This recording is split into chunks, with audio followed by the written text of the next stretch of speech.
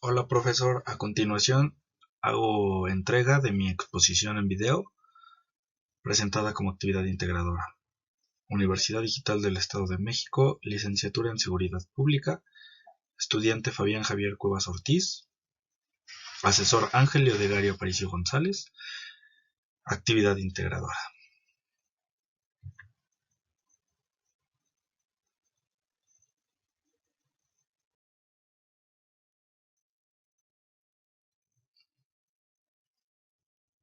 Mi índice,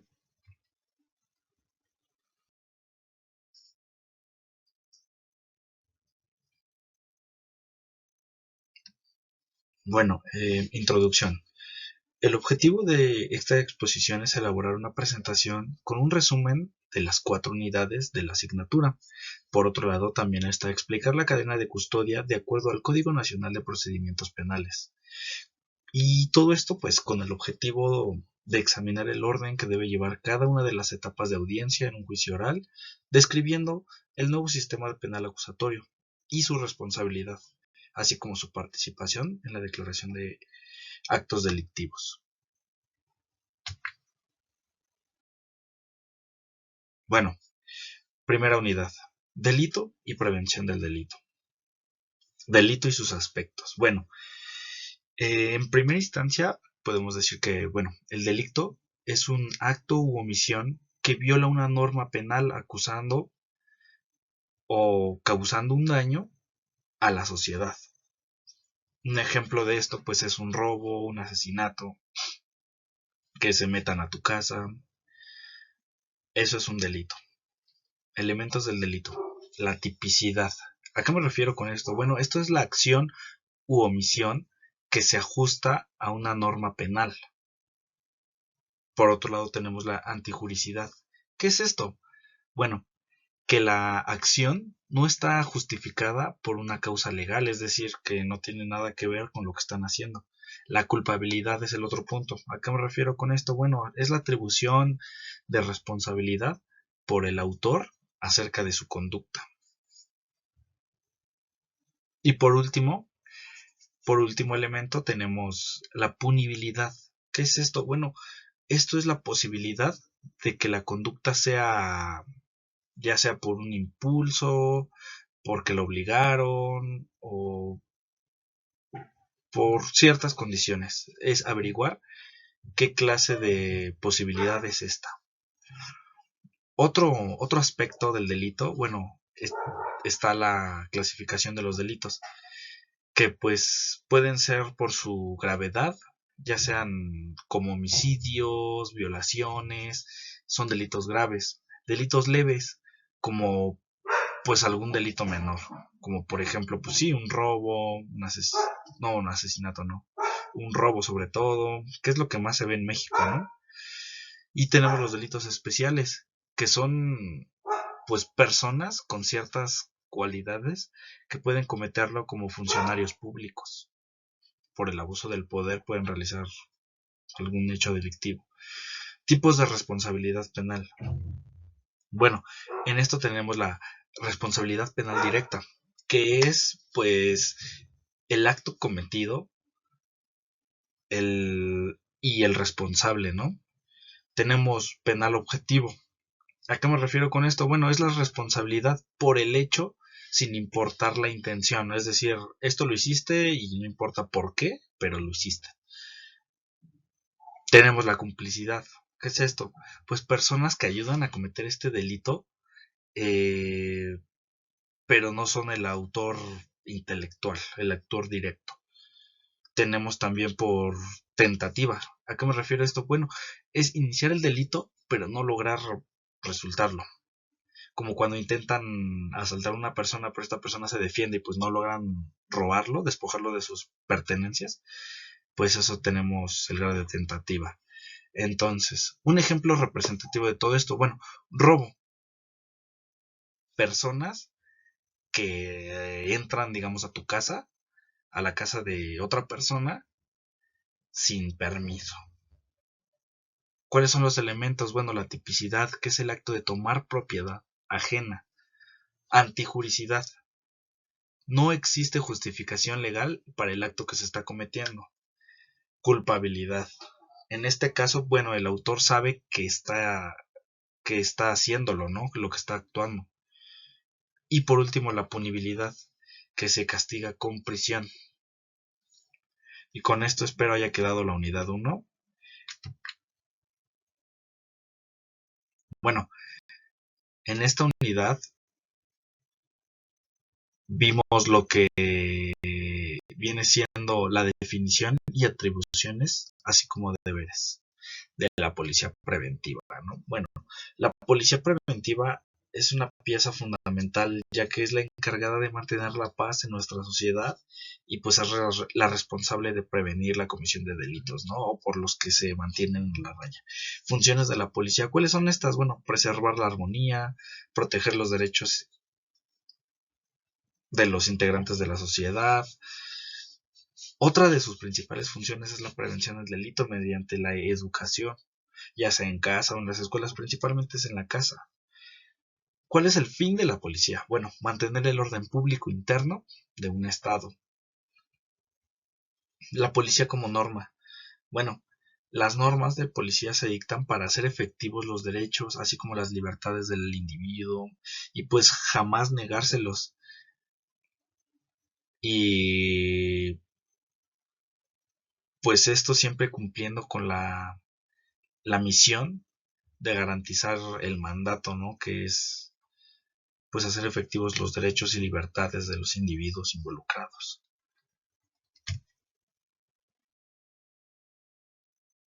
Bueno, cuerpo preventivo de seguridad. Esto, bueno, ¿a qué me refiero con esto? Bueno, prevenir la comisión de fallas administrativas y de delitos. ¿A qué me refiero? Bueno, las faltas administrativas son reguladas por la justicia cívica y las sanciones constan de un arresto o multa, por ejemplo, ingerir bebidas alcohólicas en vía pública.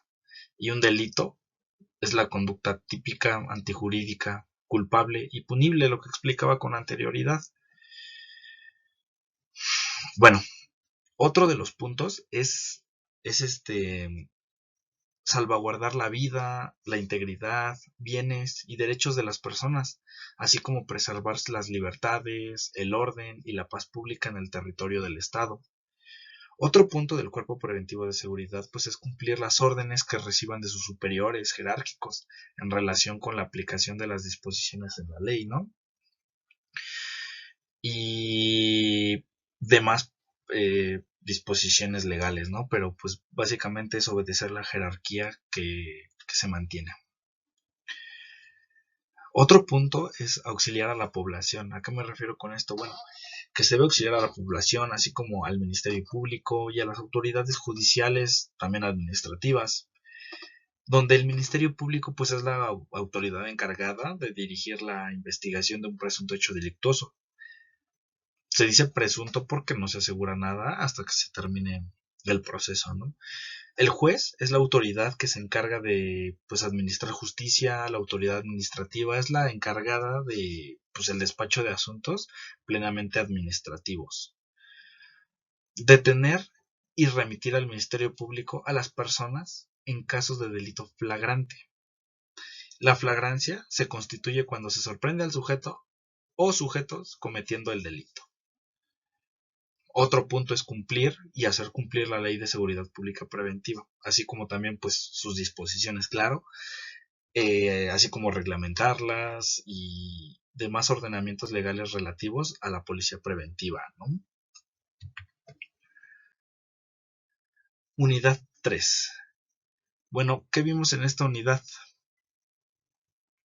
En esta unidad el objetivo pues es analizar la criminalística como ciencia, así como el lugar de investigación. Bueno, la criminalística y documentoscopía en la investigación de lugares de los hechos. Esto es el punto que vamos a ver a continuación por parte de la unidad 3.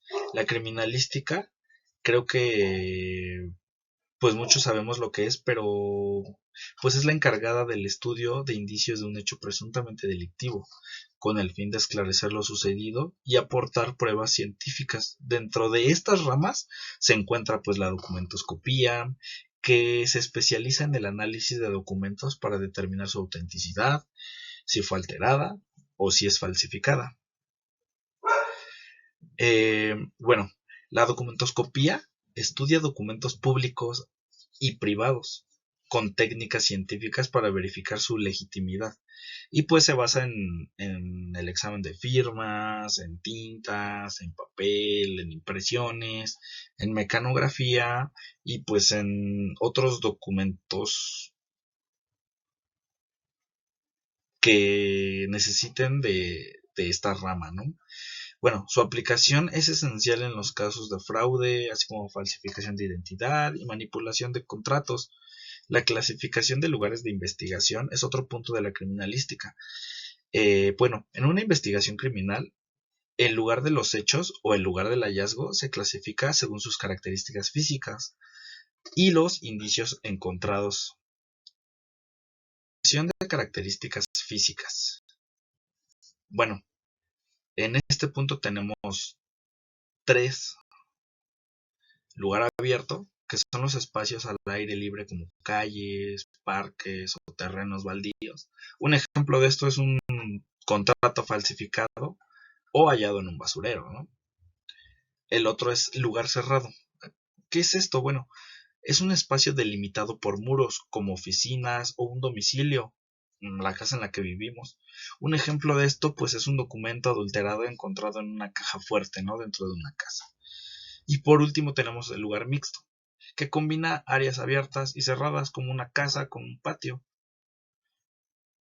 en donde pues la clasificación de los indicios son lugar de contacto primario, que es donde ocurrió el delito, por ejemplo una oficina donde se firmó un documento falso. Lugar de contacto secundario, ¿qué es esto? Bueno, donde se trasladaron o hallaron los indicios, por ejemplo, una imprenta usada para falsificar documentos. Lugar de contacto transitorio, en esto es donde se manipuló momentáneamente la evidencia. Un ejemplo de esto es un café donde alguien encuentra una credencial falsificada, ¿no? A esto se refiere la documentoscopía.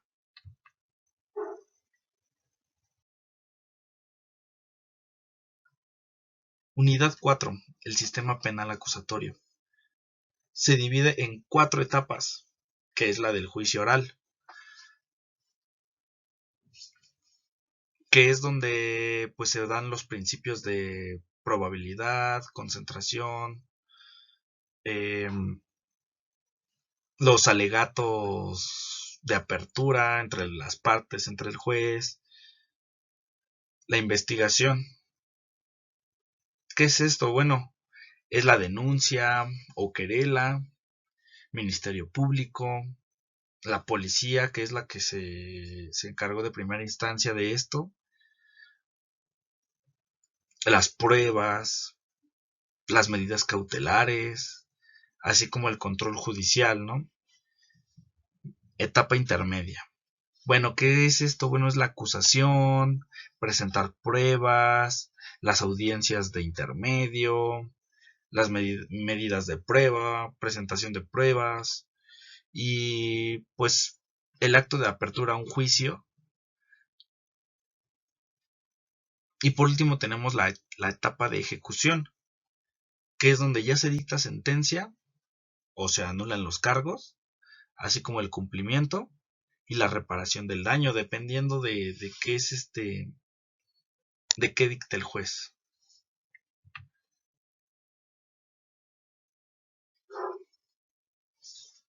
Y por último, profesor, a continuación explico de manera muy breve pero concisa la cadena de custodia de acuerdo al Código Nacional de Procedimientos Penales. Bueno, ¿qué es esto? Es el conjunto de procesos y pues controles que garantizan la integridad, la autenticidad y la trazabilidad de los indicios o elementos materiales probatorios desde su localización hasta su presentación en el juicio. Como primer acto tenemos el inicio, que se comienza con la identificación y recolección del indicio por la autoridad competente. A continuación sigue el registro, que es donde se documenta detalladamente su ubicación, así como su descripción y condiciones. Como tercer punto tenemos el traslado y almacenamiento, que esto pues se asegura su resguardo con protocolos adecuados para evitar la contaminación o alteración, no ya sea de las pruebas, de la zona. Análisis y preservación, como cuarto punto. Se somete a peritajes manteniendo su integridad, es decir, hasta que lleguen los peritos, se mantiene tal cual está el lugar de los hechos. Y por último tenemos la presentación en juicio. Bueno, se usa como prueba garantizando que no ha sido manipulada indebidamente, es decir, tal cual se encontró, tal cual los peritajes salieron, tal cual se hicieron los hallazgos, así se presenta sin manipulación. Y por último, y creo que es algo no menos importante, es que cada persona que interviene en la cadena de custodia debe registrarse para asegurar la trazabilidad y evitar pues, nulidades procesales. Es decir, que cada persona que interviene debe de registrar qué fue lo que hizo y por qué lo hizo, así como las conclusiones y a quién se le van a pasar, ¿no? Esto es la cadena de custodia porque nadie pierde el rastro anterior ni el que sigue.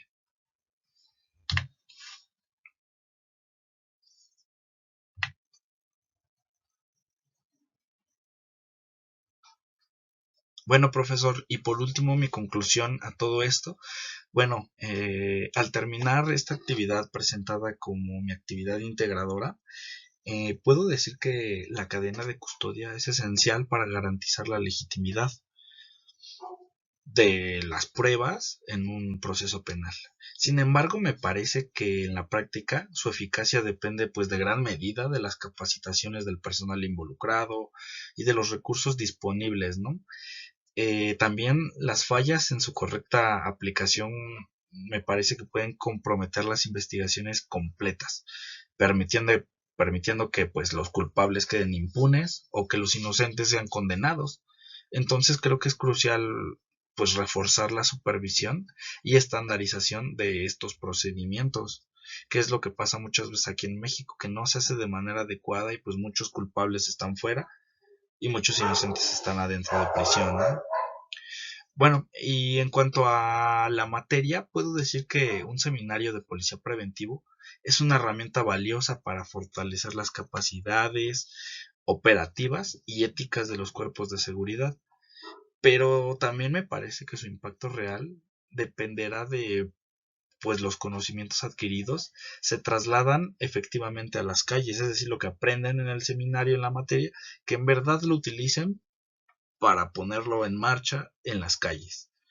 Y pues con esto creo que también de poco sirve si no va acompañada de mecanismos de supervisión, recursos adecuados y un verdadero compromiso institucional por respetar los derechos humanos y fortalecer la confianza en la ciudadanía, que creo que es un punto muy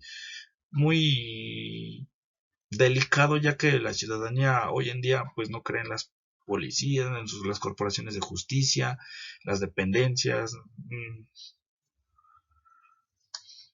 Entonces, pues creo que la prevención del delito requiere, en más que teoría, necesita acciones concretas y conscientes. Y pues bueno, profesor, con esto termino mi presentación. Espero haya sido de su agrado y a continuación y por último dejo mis fuentes consultadas.